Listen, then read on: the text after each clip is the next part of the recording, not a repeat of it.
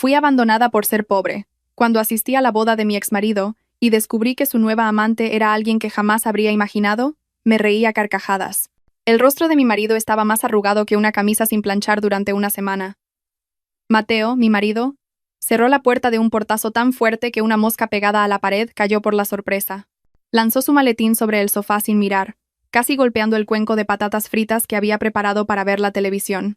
Normalmente, en cuanto llegaba a casa, Mateo me gritaba pidiendo un café o me regañaba porque la casa no estaba ordenada.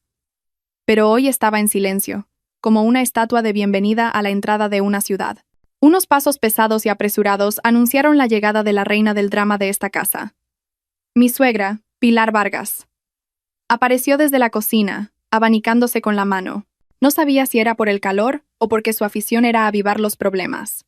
Al ver a su amado hijo sentado, pálido y sin fuerzas, su instinto maternal se activó de inmediato. Pero por supuesto, de la manera equivocada. En lugar de traerle un vaso de agua, empezó a acribillarlo a preguntas con una voz capaz de despertar a todo el barrio.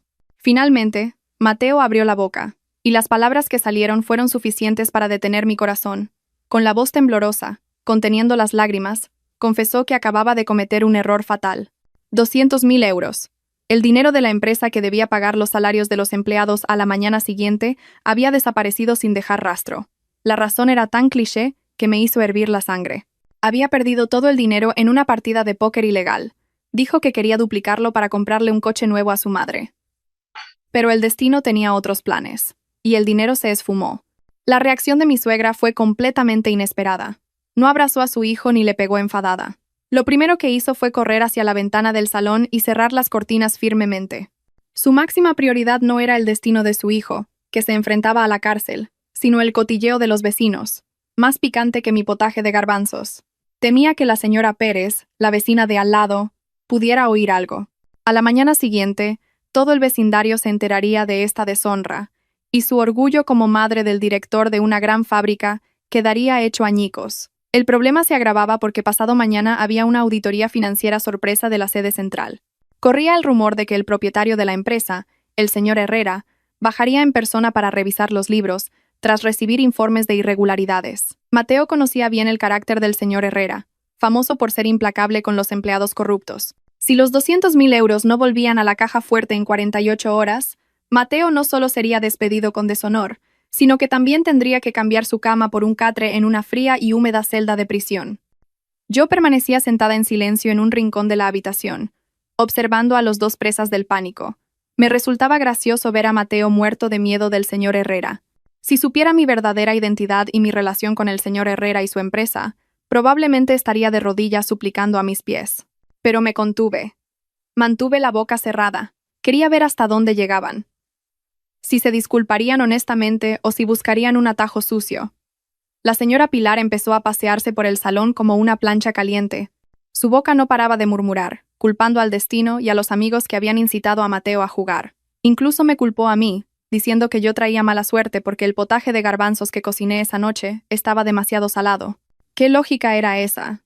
¿Cómo podía un potaje salado hacerle perder 200.000 euros? Pero no podía hacer nada. Discutir con la señora Pilar era como hablar con una pared. Solo conseguía agotarme y darme dolor de cabeza. Mateo estaba ahora arrodillado a los pies de su madre, lloriqueando como un niño al que le han quitado un juguete. Le suplicaba que encontrara una solución, diciendo que no quería ir a la cárcel y comer rancho. La escena era a la vez triste y ridícula. Un hombre adulto, un respetado director de fábrica, acobardado por su propia codicia. Aquella noche, el salón de nuestra casa parecía más caliente que el infierno. No había soluciones. Solo lamentos y acusaciones mutuas. Me levanté de la silla y me dirigí a la cocina para preparar un té caliente y calmar los nervios. A mis espaldas, oí a la señora Pilar susurrarle a Mateo con voz taimada. Aquel susurro me dio un mal presentimiento. Parecía que una gran tormenta estaba a punto de desatarse en esta pequeña casa. El silencio asfixiante se rompió cuando dejé una bandeja con 3 tazas de té caliente sobre la mesa. El sonido de las tazas al chocar con los platos sobresaltó a Mateo y a su madre, como si yo hubiera encendido un petardo en casa. Respiré hondo, tratando de reprimir la ira que me subía a la cabeza al ver el comportamiento irracional de ambos. En realidad, no quería involucrarme, pero dejar que mi marido fuera a la cárcel tampoco era una opción inteligente, especialmente considerando mi verdadera identidad. Con voz tranquila pero firme, propuse la única solución razonable que podía ofrecer como la esposa de un simple director de fábrica. Les dije que tenía algo de oro y efectivo que mis padres fallecidos me habían dejado en herencia, bien guardado bajo el colchón. La cantidad era considerable, unos 100.000 euros. Sería suficiente para cubrir la mitad del enorme agujero que Mateo había creado. Le dije que el resto podríamos conseguirlo empeñando su moto y pidiendo un préstamo a primera hora de la mañana en la cooperativa. Los ojos de Mateo, que habían estado tan apagados como una bombilla de 5 vatios, se iluminaron de repente. Inmediatamente me cogió las manos. Las apretó con fuerza, como si yo fuera un chaleco salvavidas en medio de un mar tormentoso. De su boca no paraban de salir palabras de agradecimiento. Incluso prometió dejar el juego y ser un mejor marido. Por un momento casi creí que este hombre podía cambiar, y mi corazón se ablandó un poco al ver cómo la ansiedad desaparecía de su rostro. Antes de que Mateo pudiera terminar sus dulces palabras, la risa sarcástica de la señora Pilar llenó el pequeño salón. No era una risa de alivio, sino una burla que chirriaba como tiza en una pizarra. Me recorrió de pies a cabeza con esa mirada despectiva que yo ya conocía de memoria. Para ella, la solución que yo ofrecía debía de sonar como el chiste más malo del mundo. Las siguientes palabras que salieron de la boca de mi suegra pusieron a prueba mi paciencia. Dijo que 100.000 euros era una miseria que no servía para nada. Según su milagrosa lógica, el problema requería los 200.000 euros íntegros esa misma noche. No se podía pagar a plazos ni poner parches. No quería saber cómo, solo que debía solucionarse de inmediato, sin tener que empeñar la moto ni pasar vergüenza delante de la gente de la cooperativa. Su dedo índice, gordo y lleno de anillos de bisutería, me señaló directamente a la cara. Me acusó de ser una esposa incompetente, incapaz de gestionar adecuadamente el patrimonio de su marido. Según ella, si yo fuera una esposa que atrajera la buena suerte, Mateo nunca se habría metido en un lío así. Incluso me llamó tacaña por ofrecer el dinero solo ahora, a pesar de que yo me había enterado del problema apenas 5 minutos antes. La capacidad de la señora Pilar para distorsionar la realidad era realmente asombrosa. Sería una guionista perfecta para un culebrón. Mi esperanza de que Mateo me defendiera se hizo añicos cuando soltó mi mano. Volvió a bajar la cabeza. Se había dejado convencer por su madre de que mi ayuda no era suficiente, y solo prolongaría el sufrimiento. Permaneció en silencio mientras su madre decía que mis ahorros eran una basura en comparación con el orgullo de la gran familia del director de la fábrica. La mentalidad de plastilina de Mateo era incorregible. Temía más a su madre que a perder la dignidad delante de su esposa. Sentí una opresión en el pecho, no por tristeza, sino por contener la risa ante su estupidez intrínseca. Si hubieran sido un poco más amables y agradecidos, podría haber llamado inmediatamente al señor Herrera y solucionarlo todo con un chasquido de dedos, sin gastar un céntimo. Pero no. Su arrogancia les había cegado, y prefirieron desechar el salvavidas que tenían delante, mientras esperaban un crucero que podría no llegar nunca. La señora Pilar agitó la mano delante de mi cara como si espantara una mosca que interrumpiera su almuerzo. Me dijo que usara mi miseria para comprar especias para la cocina, que ella encontraría otra vía más elegante y digna. Dijo que una familia respetada no soluciona sus problemas mendigando en cooperativas ni vendiendo sus bienes. Sacando pecho, y sin darse cuenta de que su decisión era el comienzo de su propia ruina, dijo que contactaría con un viejo conocido rico que conocía desde hacía mucho tiempo. Cuando el sol se había puesto por completo y la esperanza en el rostro de Mateo se había vuelto tan fina como una piel de cebolla, una reluciente berlina negra se detuvo justo delante de la puerta de nuestra casa, cuya pintura empezaba a desconcharse.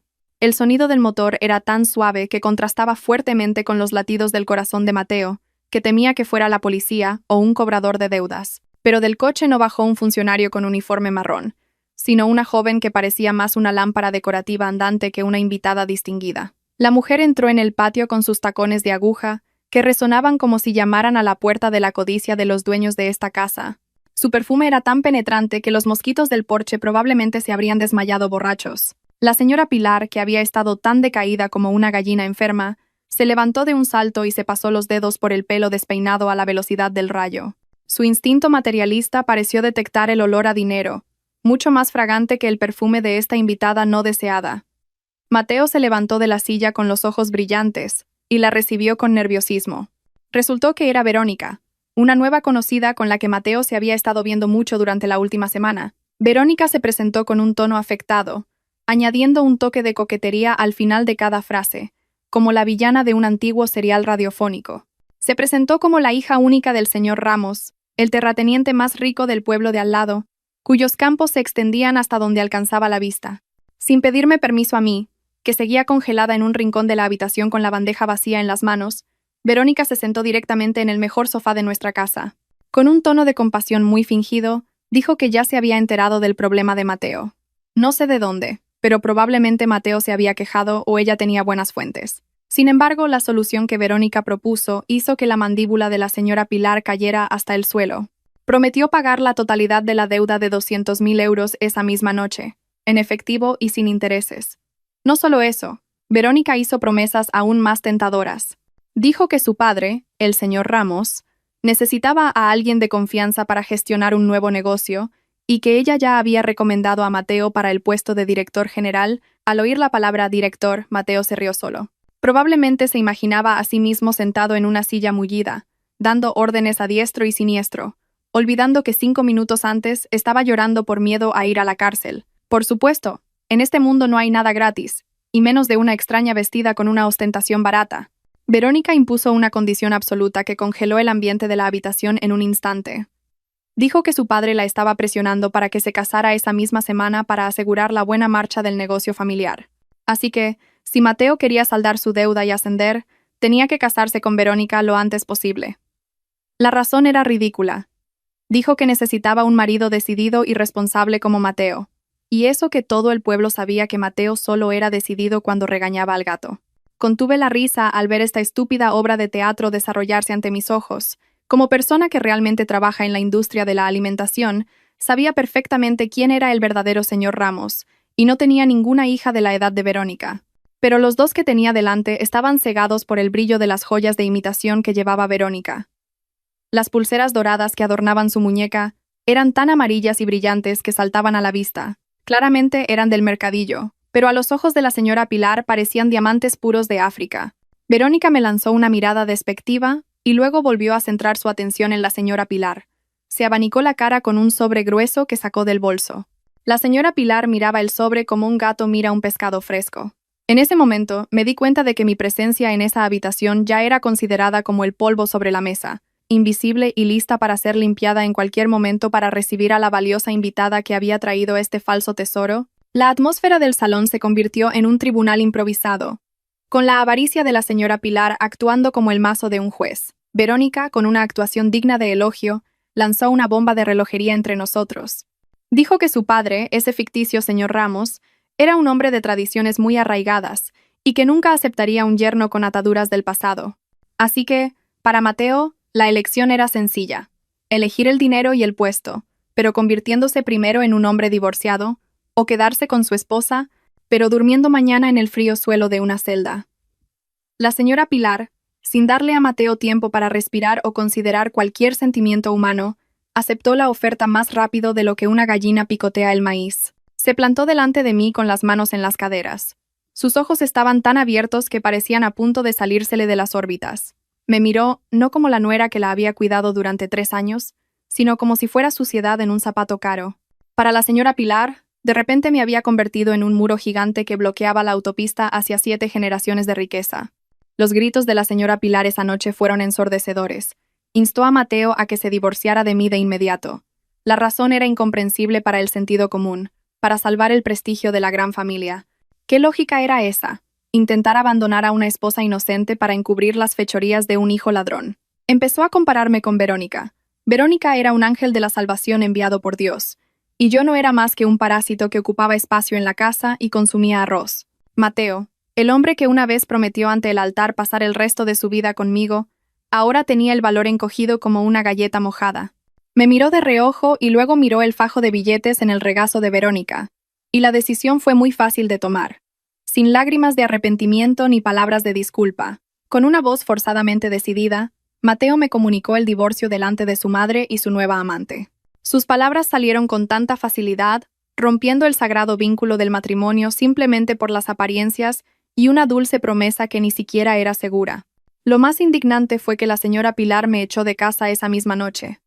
No quería que me quedara más tiempo en esa casa por miedo a que mi aura de pobreza contagiara a Verónica y les arruinara la suerte.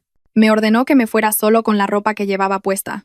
Me quitó la cartera, y si no hubiera metido rápidamente el móvil en el bolsillo del pantalón, también me lo habría quitado. Me trataron de verdad como si fuera basura, que debía ser arrojada a un vertedero antes de que pasara el camión de la basura. Miré uno por uno los rostros que tenía delante. Mateo, que bajaba la cabeza cobardemente. Verónica, que sonreía victoriosa mientras se retorcía un mechón de pelo. Y la señora Pilar, que jadeaba de la emoción de echarme. Más que tristeza, una extraña sensación de alivio se apoderó de mi corazón. La notificación de divorcio de Mateo, en realidad, me liberaba de una larga obra de teatro en la que interpretaba a la esposa de un director de fábrica, con un sueldo ajustado pero con gastos por las nubes. Me dirigí a la puerta sin decir palabra. El cielo nocturno de esa noche era tan oscuro como el futuro que les esperaba a mi exmarido y a mi suegra, aunque ellos no se dieran cuenta. Antes de cerrar la puerta, oí la risa alegre de la señora Pilar diciéndole a Verónica que la casa ya estaba limpia de plagas. Esbocé una leve sonrisa en la oscuridad del porche, conteniendo la risa al imaginar los sorprendidos que se quedarían cuando descubrieran que la plaga que habían desechado era en realidad la dueña de la tierra sobre la que se levantaba su casa. Mis pasos eran ligeros, lista para empezar a planear una valiosa lección que nunca les enseñarían en la escuela. La burocracia en este país era realmente asombrosa. Si se engrasaba lo suficiente por debajo de la mesa, las cosas se podían hacer a la velocidad del rayo. En solo una semana, mi estatus como esposa legal de Mateo fue eliminado oficialmente de mi certificado de familia. Su lugar lo ocupó Verónica, una mujer salida de la nada. Sin tiempo para el luto o para guardar las apariencias ante los vecinos, las invitaciones de su boda se imprimieron con una tinta dorada tan brillante que hacía daño a los ojos y se repartieron por toda la ciudad. El salón de actos municipal, que normalmente se usaba para la gimnasia de los mayores cada domingo por la mañana, se había transformado hoy en un palacio improvisado de un gusto pésimo. Montones de flores de plástico de colores se apilaban por todas partes, compitiendo con telas decorativas rojas y doradas que parecían envoltorios de chicles baratos. Parecía que Verónica quería mostrarle al mundo su gusto, aunque éste se pareciera más a un mercadillo en liquidación total. En el estrado, la señora Pilar estaba sentada con una sonrisa tan ancha como un túnel de tren. Llevaba un vestido ostentoso lleno de lentejuelas y un collar de oro al cuello tan pesado como el ancla de un barco. Por supuesto, todas eran joyas prestadas por Verónica, pero la forma en que la señora Pilar se jactaba ante los invitados era como si acabara de comprar la mitad de una joyería. Sacaba pecho mientras estrechaba la mano de los invitados, muy orgullosa de tener una nuera que creía hija de un terrateniente, y no una mujer corriente como yo. Mateo estaba de pie junto a su nueva amante, radiante, como un gallo que ha ganado una pelea en su propio corral. El traje de alquiler que llevaba le quedaba un poco pequeño en la barriga, pero no le importaba porque su confianza estaba por las nubes. En sus ojos, el problema de la deuda de 200.000 euros se había desvanecido, engullido por las dulces promesas de Verónica, y sentía que su futuro estaba asegurado. Olvidaba que Verónica aún no había ingresado ese pago en la empresa, excusándose en la lentitud de la burocracia bancaria. La mayoría de los invitados no habían venido a dar sus bendiciones, sino a satisfacer su curiosidad, comer gratis y cotillear. Susurraban detrás de sus vasos de zumo sobre lo cruel que había sido Mateo al abandonar a su esposa de toda la vida por una mujer supuestamente rica. Pero Mateo y su familia ya se habían vuelto sordos y ciegos. Estaban demasiado ocupados disfrutando de esta farsa. Se sentían vencedores sobre el destino, celebrando un festín sobre mi dolor, sin darse cuenta de que la pista de baile que pisaban era en realidad una tabla podrida sobre el abismo de la ruina. La fiesta, ruidosa con el sonido de los pasodobles, se silenció de repente, como si la misma parca acabara de pasar por el centro de la sala. No llegué con un pijama raído ni con los ojos hinchados de llorar todo el día en un rincón, como mi ex suegra podría haber imaginado. En absoluto. Esta noche bajé de una berlina negra de lujo, vistiendo un elegante vestido de diseño de color granate, hecho de seda auténtica, no de la seda barata que venden en el mercado, con un precio que probablemente podría pagar un año de las cuotas de la moto de Mateo. Dos hombres corpulentos con trajes impecables caminaban rápidamente detrás de mí. Sus rostros eran inexpresivos, listos para reducir a cualquiera que se pasara de la raya. En el momento en que entré por la puerta principal del salón de bodas, cientos de pares de ojos de los invitados se giraron hacia mí al unísono. Sus bocas se abrieron de par en par, probablemente sorprendidos o confundidos. Tratando de confirmar si esta elegante mujer era realmente la ex esposa, Alba, que había sido expulsada como un gato sarnoso el día anterior, o una famosa de Madrid que se había equivocado de boda, los susurros apenas audibles de los vecinos se convirtieron ahora en un silencio asfixiante. En el estrado lleno de flores de plástico, vi cómo los ojos de la señora Pilar se abrían tanto que parecían a punto de salírsele de las órbitas. La cuchara de Macedonia que sostenía cayó al suelo con un estrépito, manchando la falda de su vestido, pero ni siquiera se dio cuenta. Su rostro, que había estado sonrojado por el grueso maquillaje, se volvió pálido como una pared sin pintar en un instante. Mientras tanto, el estado de Mateo parecía aún peor. Retrocedió un paso asustado, casi pisando la larga cola del vestido de Verónica, lo que hizo que la novia se tambaleara como alguien mareado en un barco. Podía leer sus pensamientos desde lejos. Seguramente pensaban que había venido a suplicar una reconciliación, a llorar histéricamente a los pies de Mateo, o a montar una escena vulgar de culebrón. Mateo incluso parecía aterrorizado, haciendo señas con la mano a los guardias de seguridad del edificio, para que me sacaran rápidamente antes de que arruinara la fiesta. Curiosamente, los dos guardias que intentaron acercarse, retrocedieron disimuladamente y fingieron atarse los cordones de los zapatos cuando mis dos guardaespaldas les lanzaron una mirada fulminante. Parecía que los guardias conocían su lugar. Probablemente pensaron que su sueldo no compensaba el riesgo de acabar con algún hueso roto por mis guardaespaldas. Con una leve sonrisa, lo más natural posible, caminé con calma entre los invitados. La gente que se interponía en mi camino se apartaba automáticamente, como si el mar se abriera a mi paso. Era como si el aura que emanaba los obligara a hacerse a un lado. Mis pasos eran tranquilos pero firmes. El sonido de mis tacones sobre el suelo de baldosas resonaba nítidamente en el silencio del edificio. Disfruté cada segundo del terror reflejado en los rostros de Mateo y su madre. Esta no era una visita de venganza llena de ira y gritos. Era una visita de honor para entregarles un último regalo sorpresa que no olvidarían en toda su vida. Mis pasos eran ligeros como si caminara sobre las nubes mientras recorría la alfombra roja en el centro del edificio, no sobre el suelo algo polvoriento y con olor a humedad del salón de actos. Ser el centro de atención de cientos de personas que podrían haberme subestimado en el pasado era extraño y agradable. Cuando era la esposa de Mateo, siempre caminaba con la cabeza gacha, temerosa de equivocarme, de que me llamaran maleducada o de que mi ropa barata fuera el tema de conversación de los vecinos.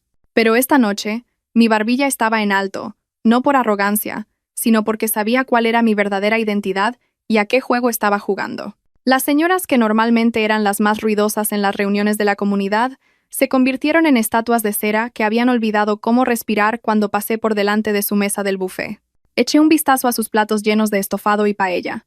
Parecía que su apetito se había desvanecido al instante al ver mi transformación de 180 grados. Probablemente en sus mentes se libraba un intenso debate interno, confundida sobre si esta persona era la sencilla esposa del director de la fábrica, Alba, o una hermana gemela que había estado escondida en el extranjero. Era muy divertido ver sus rostros curiosos, contenidos por las apariencias. A medida que me acercaba al estrado, se hacía más evidente lo hortera que era la decoración de la fiesta de la que tanto se jactaba la señora Pilar. Desde lejos parecía glamurosa, pero de cerca, las flores de plástico estaban tan alquiladas que sus colores se habían desvaído, y las telas doradas que colgaban del techo parecían más envoltorios de chocolate al por mayor que una decoración real. Mateo y su madre realmente se habían dejado engañar por las apariencias, al igual que su forma de juzgar a las personas. Estaban cegados por el falso brillo, y olvidaron comprobar si dentro había oro puro o simplemente hierro oxidado pintado con spray. El rostro de mi exmarido ahora era claramente visible. Gotas de sudor del tamaño de granos de maíz comenzaron a formarse en su frente. Intentaba mantener una sonrisa, pero era rígida y temblorosa, como la de alguien a quien le duele el estómago por comer demasiada comida picante pero no puede ir al baño. Sus ojos se movían nerviosamente de un lado a otro, buscando una escapatoria o esperando que el suelo del escenario se abriera de repente y se lo tragara entero. Mateo me daba mucha pena. En el que se suponía que era el día más feliz de su vida, parecía un acusado esperando la sentencia del juez. Mientras tanto, la señora Pilar intentaba salvar los últimos jirones de su maltrecha dignidad. Se erguía, con la espalda recta, agarrando los reposabrazos de la silla del estrado con tanta fuerza que sus nudillos se pusieron blancos. Su mirada se clavó en mí, afilada, como si quisiera quemarme viva con el fuego de su ira. Probablemente en su mente estaba recitando un conjuro para ahuyentar a los malos espíritus, deseando que yo desapareciera de repente como el humo.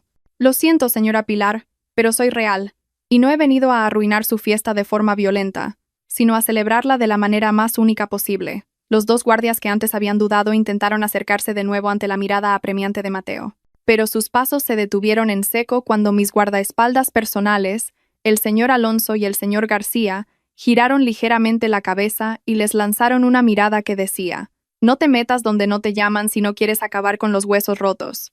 Sin decir una palabra, los dos guardias fingieron estar ocupados ordenando las filas de invitados, permitiéndome dirigirme a las escaleras del estrado sin ninguna interrupción. Fue un espectáculo cómico ver cómo su valor se encogía ante la intimidación y el físico. Subí deliberadamente las escaleras del escenario, una por una, saboreando cada segundo del latido del corazón de Mateo, que a estas alturas debía de estar galopando como un caballo de carreras. El sonido de mis tacones golpeando el suelo de madera del escenario debió de sonar muy agudo en sus oídos, como la cuenta atrás de una bomba de relojería a punto de estallar. Cuando finalmente estuve en el escenario, a su altura, la distancia entre nosotros era de apenas 2 metros, pero parecía haber un abismo muy profundo entre mi destino y el suyo. «¿Qué haces aquí? ¿Eh?», susurró la voz de la señora Pilar, baja pero afilada y llena de veneno, en un esfuerzo por no ser oída por los invitados de las primeras filas. «¿Has venido a mendigar o a avergonzar a nuestra familia? Conoce tu lugar, Alba. Has sido desechada. No seas como la basura que vuelve al contenedor». Sus palabras eran mordaces, pero extrañamente, esta vez no me dolieron en absoluto. Más bien sonaban como el ladrido de un perrito sin dientes, ruidoso pero inofensivo. No respondí inmediatamente a las imprecaciones de la señora Pilar.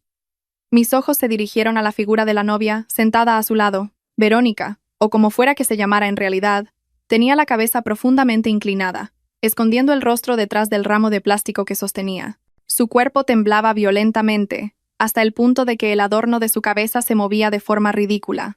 Su vestido de novia, que desde lejos parecía glamuroso, ahora revelaba sus verdaderos detalles a mis agudos ojos. Las costuras eran toscas, con hilos sueltos por todas partes, y los adornos estaban pegados de cualquier manera con una pistola de silicona. «Levante la cara, señora», dije en voz baja pero firme, lo suficientemente alta para que los tres en el escenario me oyeran. Mateo se sobresaltó por mi cambio de tono, de la sumisa esposa Alba a una figura amenazante. Lenta, muy a regañadientes, Verónica levantó el rostro. Cuando nuestros ojos se encontraron en ese preciso instante, mi compostura se rompió. No lloré ni me enfadé. Ocurrió todo lo contrario. Al ver claramente ese rostro bajo las brillantes luces del escenario, un recuerdo de hace 3 meses me vino a la mente. Esa cara, esa nariz, incluso el lunar en su barbilla, recordaba perfectamente quién era. Era la mujer a la que había sorprendido en la cocina de mi casa familiar escondiendo cucharas de plata dentro de su ropa interior. Una risa incontenible brotó de repente de mi boca. Mi risa estalló, llenando la silenciosa sala. Me reí tan fuerte, tan libremente, que tuve que sujetarme el estómago porque me dolía. No era una risa fingida. Era una risa pura, provocada por una situación verdaderamente absurda. ¿Cómo podía el mundo ser tan pequeño y el guión tan ridículo? El hombre que me había abandonado por querer una esposa rica, la hija de un magnate, había acabado casándose con mi antigua asistenta, despedida por su cleptomanía, es decir, su costumbre de robar objetos de poco valor. Mi risa se hizo aún más fuerte al ver a Mateo mirándome con cara de desconcierto. Parecía pensar que me había vuelto loca por el estrés del divorcio. Los invitados de abajo empezaron a murmurar. Probablemente pensaban que estaba poseída, o que me reía mientras lloraba de dolor, pero juro que esta era la comedia más divertida que había visto nunca, y además, la entrada era gratis. «¿Por qué te ríes? ¡Cállate!», gritó la señora Pilar. Su rostro se enrojeció de vergüenza. Se levantó de la silla e intentó abofetearme, pero detuvo su movimiento en el aire al ver mi mirada, llena de lágrimas de risa. «¿Estás loca? ¿Te ha afectado el estrés de la pobreza? No vengas a avergonzar a mi hijo en su día». Intenté contener la risa, respirando hondo varias veces y secándome las comisuras de los ojos con un dedo elegante. «Oh, lo siento, señora Pilar. Es que de verdad que no puedo evitarlo», dije, tartamudeando entre risas. «¿Qué decía antes? El ángel de la salvación, la hija del señor Ramos». «Ah, Mateo dio un paso adelante, con las rodillas temblando pero tratando de parecer digno. «Alba, basta ya. Si has venido a montar un escándalo, vete. No insultes a mi prometida. Es una mujer respetable, con mucha más clase que tú». La defendió en voz alta, probablemente esperando que los invitados sintieran lástima por él. Al oír la palabra respetable salir de la boca de Mateo para defender a Verónica, mi risa se intensificó. Qué irónica es la vida. Mateo defendía a capa y espada a una ladrona de cucharas mientras insultaba a la dueña de la empresa para la que trabajaba. Si la estupidez se pudiera vender, Mateo sería sin duda el hombre más rico del mundo. Miré fijamente a Verónica. El rostro de la mujer estaba ahora más blanco que el grueso maquillaje que llevaba. No se atrevía a mirarme a los ojos. Sus ojos buscaban desesperadamente una salida, como un ratón acorralado por un gato. Ella lo sabía. Yo lo sabía. Y ella también. Su farsa había terminado esa noche. Mateo, Mateo, dije, negando con la cabeza. Mi tono era como el de una maestra de guardería regañando a un alumno por comerse el pegamento. Eres realmente gracioso. ¿Estás tan ciego por querer hacerte rico tan rápido como un fideo instantáneo? ¿No reconoces a la mujer que tienes al lado? ¿O es que el maquillaje es tan espeso que te ha hecho olvidar la lógica? La señora Pilar agarró el micrófono que estaba al lado del estrado, probablemente con la intención de llamar a seguridad por el altavoz. Fuera. Seguridad. Saquen a esta loca de aquí, gritó histéricamente. Su voz retumbó en las paredes de la sala, creando aún más caos. Algunos invitados se levantaron de un salto, queriendo ver más de cerca el drama que se estaba desarrollando. Levanté la mano derecha, haciendo una señal a los señores Alonso y García, que estaban listos para avanzar y protegerme, para que se calmaran. No necesitaba la violencia física. Las palabras y los hechos eran más que suficientes para derribar su castillo de arena. Me acerqué a Verónica, que retrocedía hasta chocar con una silla. Hola, Verónica. La saludé amablemente con el nombre que usaba cuando trabajaba en mi cocina. ¿Cómo estás? ¿Todavía tienes el hobby de coleccionar cucharas de plata ajenas? ¿O ahora has subido de nivel y coleccionas maridos ajenos? Esa pregunta casual consiguió silenciar toda la sala. Silencio absoluto. Parecía que hasta los grillos de fuera se habían callado de la sorpresa. Mateo giró la cabeza hacia Verónica, con el cuello rígido, como si estuviera oxidado. ¿Verónica? ¿Quién es Verónica? Esta mujer se llama Estela. Alba. No inventes historias. Sonreí de lado, la sonrisa de la victoria que había estado conteniendo. Era hora de abrir de par en par el telón de este escenario, para que todo el público supiera quiénes eran los verdaderos payasos del circo. Caminé lentamente hacia la mesa donde estaba el micrófono que la señora Pilar había soltado, y lo cogí con elegancia. Señoras y señores, estimados invitados, y mi ex-suegra que tanto valora el respeto. Mi voz resonó clara a través de los altavoces, tranquila pero con autoridad. Lamento interrumpir su deliciosa cena, pero me parecía una pena que una fiesta tan lujosa careciera de un entretenimiento de alto nivel. Permítanme, Alba, presentarles esta noche a la verdadera protagonista de este estrado. En ese momento, el corazón de Mateo debió de detenerse. Me miró con una mezcla de terror y confusión. A sus ojos, ya no era la esposa sumisa, Alba, que obedecía cuando le gritaban. A sus ojos, veía una amenaza gigantesca, lista para tragarse su orgullo entero. Y tenía razón. Tenía toda la razón. Mi risa solo había sido el preludio. El plato principal estaba a punto de servirse. Bien caliente. Sosteniendo este micrófono negro, me sentía como un general de guerra empuñando su bastón de mando, listo para arrasar la fortaleza enemiga con una sola orden. Mis manos, en contacto con el mango metálico del micrófono, se sentían frías, en marcado contraste con la atmósfera sofocante de la sala, que estaba terriblemente calurosa, no porque el aire acondicionado estuviera roto, sino porque cientos de pares de ojos me observaban conteniendo la respiración. Detrás de mí, podía sentir el calor que emanaba del cuerpo de la señora Pilar, que estaba de pie, rígida como una piedra. Probablemente estaba rezando para que el suelo de este escenario se derrumbara y nos tragara a todos vivos. Desafortunadamente, las oraciones de los malvados suelen quedarse atrapadas en el techo del edificio y no llegan al cielo. Respiré hondo, llenando mis pulmones con un aire que era una mezcla del aroma a jazmín de la decoración nupcial que empezaba a marchitarse y el olor a sudor del miedo que emanaba de los cuerpos de Mateo y Verónica. Este silencio tenso era realmente delicioso. Se sentía como cuando un profesor reparte un examen de matemáticas muy difícil. Tenso, silencioso y lleno de resignación.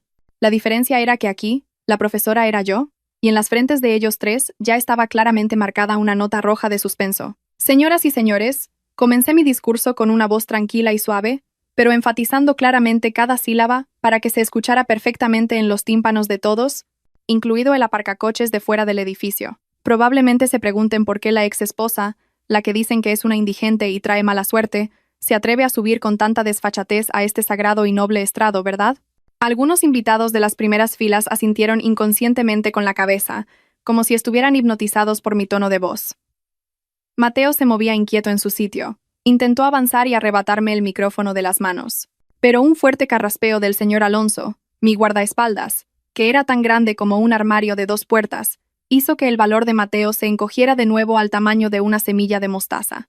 Solo pudo quedarse paralizado, estrujando el borde de su apretado traje de alquiler. No estoy aquí por celos, continué, sonriéndole dulcemente a Mateo. una sonrisa tan dulce como la miel, pero envenenada. Lo juro, al contrario, estoy muy feliz.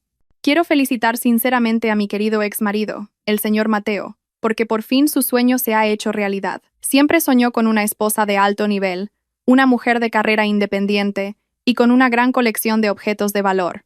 Y hoy, su sueño se ha cumplido. La señora Pilar comenzó a parecer confundida. Sus cejas, densamente pintadas, se fruncieron profundamente. Probablemente pensó que me había vuelto loca, o que de repente me había vuelto buena. Incluso volvió a sacar pecho ligeramente, sintiendo mis palabras como una admisión de derrota. Ah, señora Pilar, qué ingenua y fácilmente te dejas mecer por la brisa del cielo antes de ser arrastrada por el tifón. Me giré para encarar a Verónica, la mujer que ahora tenía la cabeza tan inclinada que su barbilla casi tocaba su pecho. Vamos, princesa, no seas tímida. Muestra tu bonita cara a los invitados. Tienen derecho a saber quién es el ángel que ha conseguido ocupar mi lugar en solo una semana. Como Verónica no se movía, me acerqué y, con un movimiento rápido pero suave, aparté ligeramente el adorno de flores de jazmín que le cubría parte del rostro. Su cara quedó entonces claramente expuesta bajo los focos. El sudor había corrido el espeso maquillaje de su nariz y frente, dejando su rostro manchado como una pared pintada de forma desigual. Sus ojos estaban húmedos, pero no de emoción, sino porque sabía que su destino estaba sellado. «Señoras y señores», exclamé en voz alta, señalando la cara de Verónica con la mano izquierda. Esta elegante mujer sentada en el estrado, que dice ser la hija única del señor Ramos, el terrateniente más rico del pueblo de al lado, en realidad se llama Verónica. Hice una pausa, dejando que el nombre flotara en el aire. Esta señora Verónica es una mujer de carrera muy brillante y persistente. Hace 3 meses, la contraté personalmente. Sí, la señora Verónica es mi ex empleada. Un murmullo comenzó a oírse ruidosamente desde abajo del escenario. Vaya, era la ex empleada de la señora Alba. Se oyó con bastante claridad la voz de una señora. ¡Qué increíble! Entonces ha triunfado. Sonreí al escuchar ese susurro. Sí, así es, señora. Ha triunfado. Ha conseguido darme muchos quebraderos de cabeza. La señora Verónica trabajaba en el departamento de limpieza y logística doméstica de mi mansión. Es decir, para que lo entiendan más fácilmente, la señora Verónica era la asistenta que limpiaba los baños y lavaba los platos sucios en mi casa familiar. ¡Boom! La atmósfera de la sala explotó en un instante. El murmullo se convirtió en gritos de sorpresa y risas contenidas. ¿Qué? ¿Una asistenta?, gritó alguien desde un rincón del fondo. Mateo saltó como si le hubiera picado una abeja en el trasero. Se giró bruscamente hacia Verónica, con los ojos desorbitados por el terror. ¿Qué, Alba? No hables sin saber. Esta mujer es la hija de un magnate. Su padre tiene cientos de hectáreas de viñedos. Mateo replicó con voz ronca, tratando de negar la realidad que comenzaba a invadir su razón. Me reí ligeramente. Esta vez, una risa de verdadera burla. Mateo, Mateo, ¿eres ingenuo o la estupidez te corre por las venas? Pregúntale a la princesa que tienes al lado dónde están los viñedos de su padre. ¿Qué viñedos? ¿Los de sus sueños o los de ese juego de móvil al que jugaba a menudo cuando no le apetecía barrer el suelo? Verónica, es decir, la asistenta, comenzó a sollozar en silencio. Sus hombros se sacudían violentamente. No se atrevía a levantar la cara. «¡Mientes! ¡Estás mintiendo!». Se abalanzó de repente la señora Pilar. Sus dedos me señalaban con ferocidad. ¿Estás inventando historias por celos? ¿Te da envidia que mi hijo sea feliz con una mujer rica?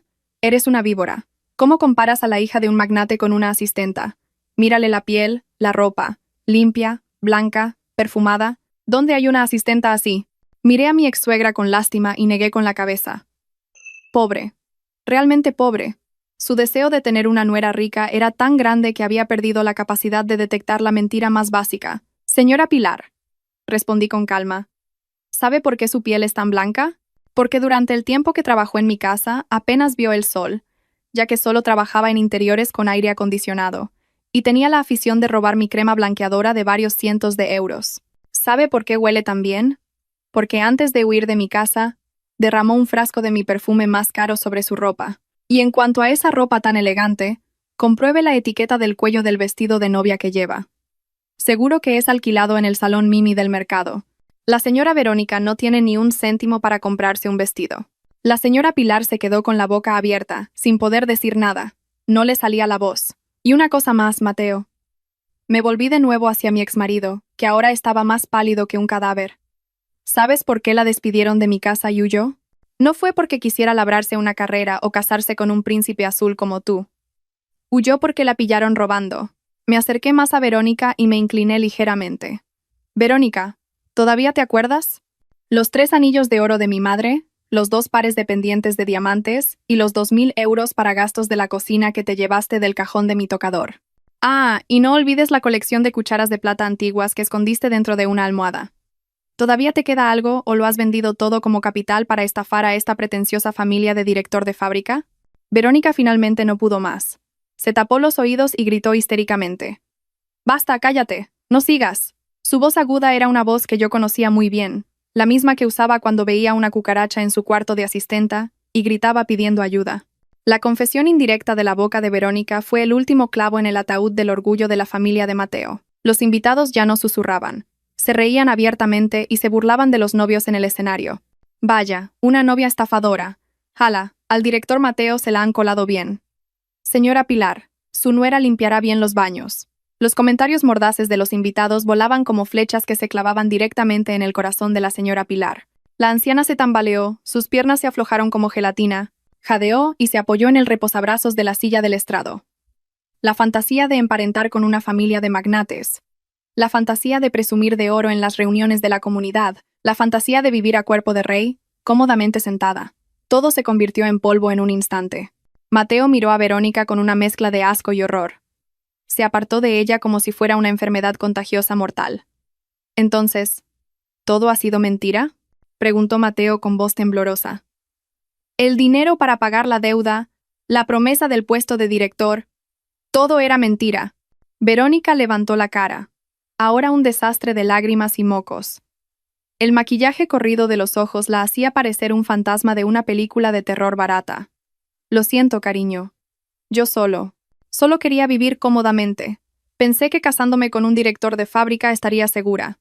La policía me buscaba en la ciudad de al lado, cariño. Necesitaba un lugar donde esconderme, confesó entre sollozos. Esa respuesta hizo que Mateo gritara de rabia. Maldita seas. Estafadora. Me has arruinado la vida.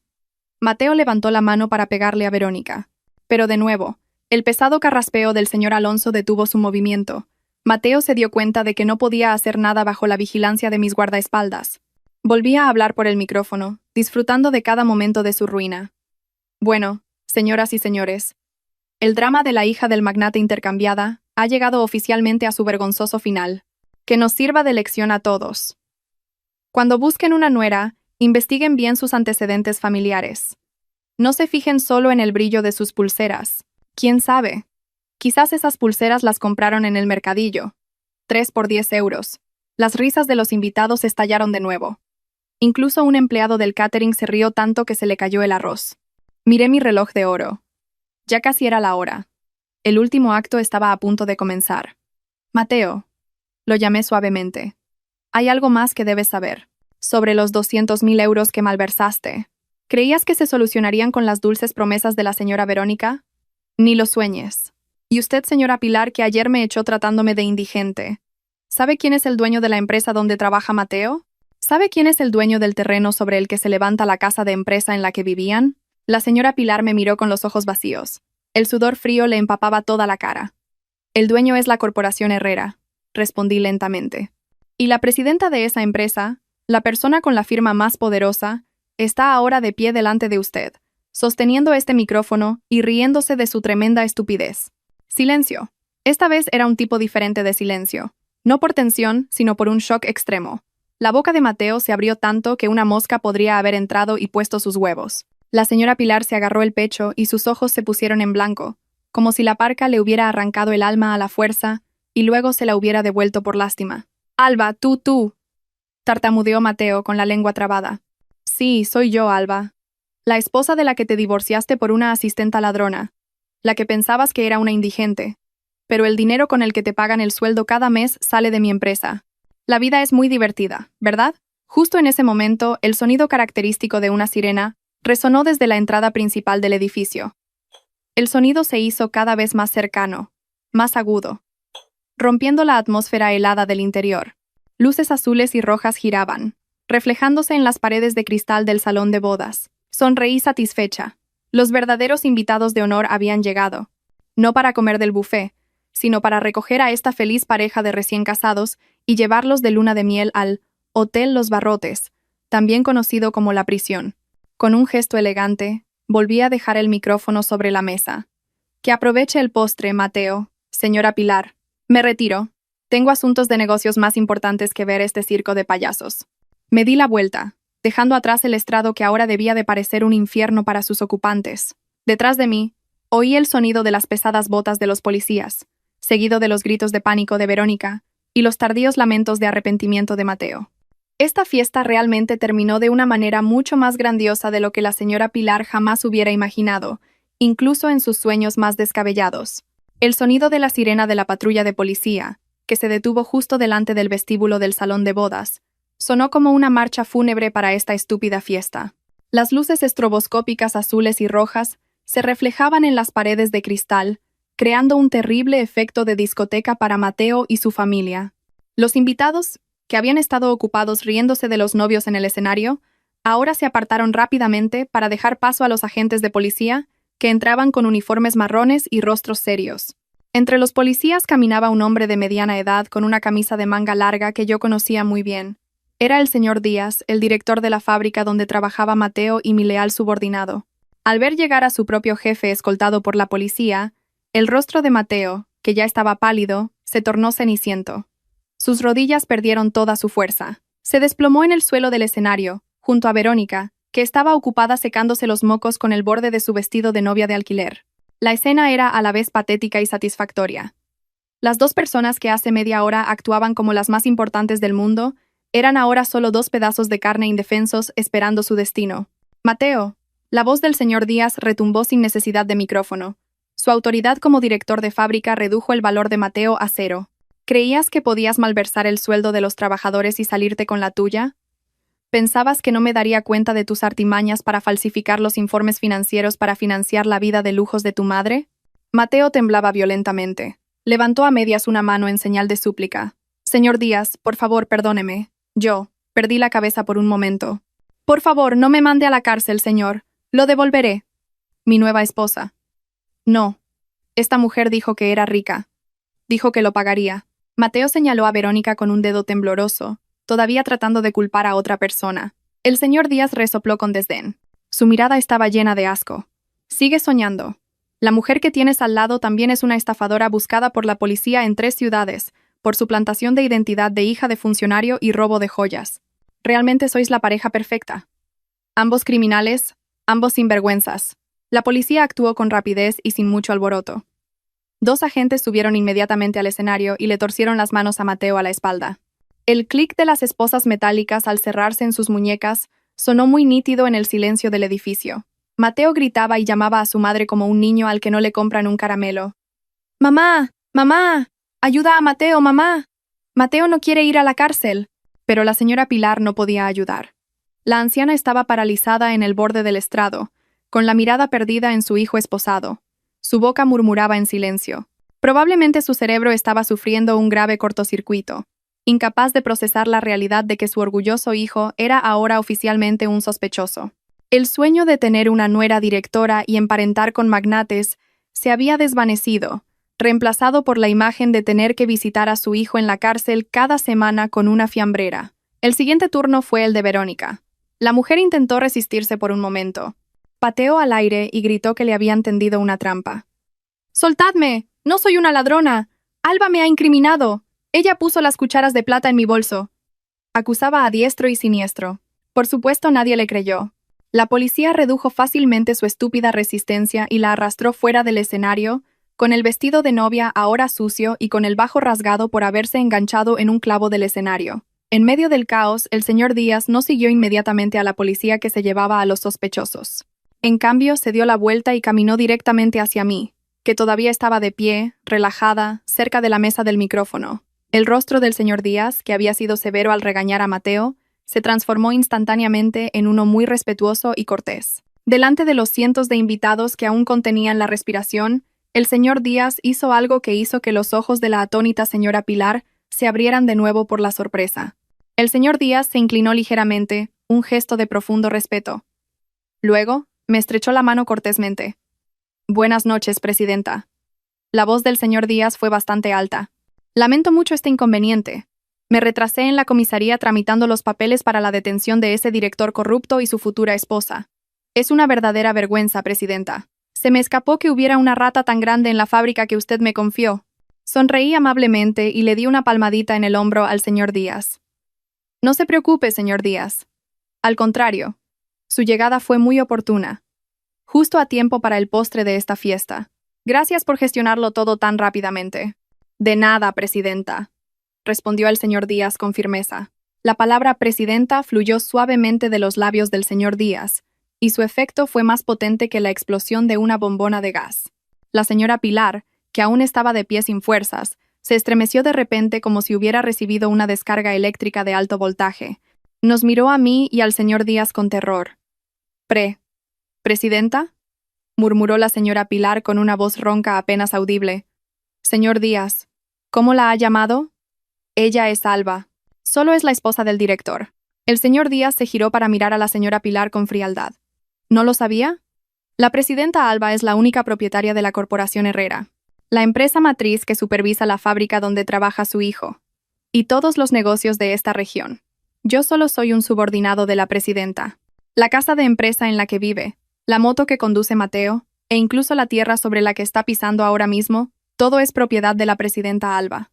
Mateo, que estaba siendo arrastrado por la policía en la salida, giró la cabeza por un momento al oír esas palabras. Su rostro, mojado por las lágrimas y los mocos, ahora estaba lleno de un arrepentimiento extremo. Acababa de darse cuenta de que había tirado un diamante puro de 1 billón de euros para recoger un guijarro envuelto en papel barato. Había abandonado a una verdadera reina por una sirvienta ladrona. «Alba, Alba, lo siento», gritó histéricamente desde lejos, antes de ser empujado dentro de la patrulla. No lo sabía. De verdad que no lo sabía. Empecemos de nuevo. ¿Sí? Todavía te quiero. Me reí para mis adentros al escuchar ese grito desesperado. ¿Amor? ¿Qué clase de amor es ese que solo aparece cuando te enteras de que la otra persona tiene una inmensa fortuna? Eso no es amor. Es una propuesta de negocio rechazada. La señora Pilar finalmente no pudo soportar más el bombardeo de realidades. Sus piernas cedieron. Su corpulento cuerpo cayó al suelo del escenario con un sonoro ¡pum! Se había desmayado. Desmayada por la vergüenza, desmayada por el shock, y desmayada al darse cuenta de que a partir de mañana sería expulsada de la casa de empresa y podría tener que dormir en la garita del vigilante porque no tenía a dónde ir. Observé el cuerpo de la señora Pilar mientras era sacado por algunos guardias de seguridad. No sentía ni una pizca de compasión en mi corazón. Cosecharon lo que sembraron, una boda que debería haber estado llena de felicidad, se convirtió en un espectáculo legal educativo para todos los ciudadanos. Vámonos, presidenta. El coche está listo delante. Dejemos este lugar de malas vibraciones. Me invitó cortésmente el señor Díaz. Asentí con la cabeza. Vámonos, señor Díaz. De repente me ha entrado hambre. Ver a los codiciosos recibir su merecido me abre el apetito. Salí del edificio con la cabeza bien alta, dejando atrás los restos caóticos de la fiesta, los susurros de los invitados que se habían vuelto aún más ruidosos, y los platos sucios esparcidos. Esta noche, la verdad había triunfado de la manera más elegante y entretenida posible. El aire nocturno fuera del salón de bodas se sentía mucho más fresco que cualquier oxígeno que hubiera respirado en los últimos 3 años. Una suave brisa me acarició el rostro, como si todo el universo celebrara conmigo mi verdadera libertad. Detrás de mí, el ruido tumultuoso se fue apagando lentamente, reemplazado por los susurros de los invitados que se iban a casa con el recuerdo más valioso de esa noche. No un abanico ni un llavero, sino un chisme candente que se freiría hasta bien entrado el próximo año nuevo. Me senté en el asiento trasero de la berlina negra, apoyando la espalda, que se había resentido por contener la risa durante tanto tiempo. El señor Díaz se sentó en el asiento del copiloto, mirándome de vez en cuando por el espejo retrovisor con una mezcla de asombro y temor. Probablemente todavía no podía creer que la mujer a la que hasta ahora solo conocía por su firma en los informes mensuales fuera la esposa de su director de fábrica más problemático. El coche salió lentamente del aparcamiento del edificio y recorrió las tranquilas calles de la pequeña ciudad. Miré por la ventanilla las farolas que parpadeaban débilmente, imaginando cuál sería el destino de Mateo y su ángel elegido esa noche. Las noticias que llegaron al día siguiente fueron para morirse de risa. La señora Pilar, al despertar de su desmayo, se encontró en medio de su pesadilla más realista. Inmediatamente después de que terminara la fiesta, Los guardias de seguridad de la fábrica se presentaron en la casa de empresa de la que tanto presumía. Sin contemplaciones, le dieron a la señora Pilar 1 hora para hacer las maletas. Imagínense lo ridícula que debió de ser la escena. La mujer que normalmente caminaba con la barbilla tan alta que no veía el cielo, ahora tenía que llorar en la acera, arrastrando una vieja maleta con ropa gastada, convirtiéndose en el hazmerreír de los vecinos a los que solía insultar. Ya no había señora Pilar, ni el respeto del verdulero, solo miradas cínicas, y las puertas de los vecinos cerradas a cal y canto, cuando intentaba pedir dinero prestado, o incluso un vaso de agua. Las amigas de la comunidad que antes la adulaban ahora fingían no conocerla. La señora Pilar finalmente sintió en sus propias carnes lo que era convertirse en la indigente que ella llamaba a otros. Tuvo que tragarse la amarga realidad de que el respeto no se compra con apariencias, sino que se construye con acciones. Según los rumores, ahora ha vuelto a su pueblo natal y vive de prestado en la choza de un pariente al que antes ridiculizaba por ser pobre. Mientras tanto, la luna de miel de Mateo y Verónica transcurrió de forma muy romántica en el lugar más seguro del mundo, los calabozos de la comisaría.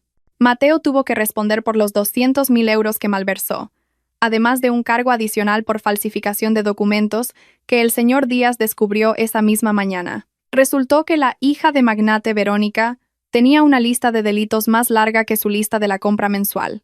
Desde robar las joyas de sus empleadores, estafar a hijos de funcionarios con un esquema de inversión fraudulento, hasta malversar las cuotas de la comunidad de vecinos. Ambos eran realmente una pareja de ensueño, unida por los barrotes. Una semana después, visité la fábrica para una inspección sorpresa. Esta vez, con mi verdadera identidad al descubierto. Los trabajadores y empleados que antes me veían a menudo entregarle el almuerzo a Mateo con ropa humilde, ahora inclinaban la cabeza respetuosamente a mi paso. Ya no había miradas despectivas, pero no despedí a los que antes se habían unido a los insultos. Dejé que la vergüenza que sentían cada vez que me veían la cara fuera su castigo. Simplemente sonreí amablemente, una sonrisa que decía, «Perdono, pero no olvido». En mi despacho recién remodelado, encontré una carta arrugada, entregada a través del abogado de Mateo. El contenido estaba lleno de palabras de arrepentimiento, dulces promesas y una súplica para que retirara la denuncia. Mateo escribió cuánto echaba de menos mi potaje de garbanzos, cuánto se arrepentía de haberse dejado influenciar por su madre y cómo se había dado cuenta de que yo era la única mujer que lo había amado de verdad. Leer esa carta fue como leer el guión de una comedia rancia. La doblé, la metí en la destructora de documentos y observé cómo se convertía en pequeños trozos, al igual que mi respeto por ese hombre. El arrepentimiento siempre llega tarde. Si llega al principio, se llama inscripción. Mateo olvidó una cosa. El corazón de una mujer es caro. Una vez traicionado y pisoteado su orgullo, no hay vuelta atrás, aunque el camino esté pavimentado de diamantes. Ahora mi vida ha vuelto a la calma. No más dramas de suegra pretenciosa, ni marido ingrato, ni la farsa de ocultar mi riqueza. Puedo disfrutar de los frutos de mi trabajo, gestionar mi negocio y ayudar a la gente que realmente lo necesita, en lugar de criar parásitos. Esta experiencia me ha dado una lección invaluable.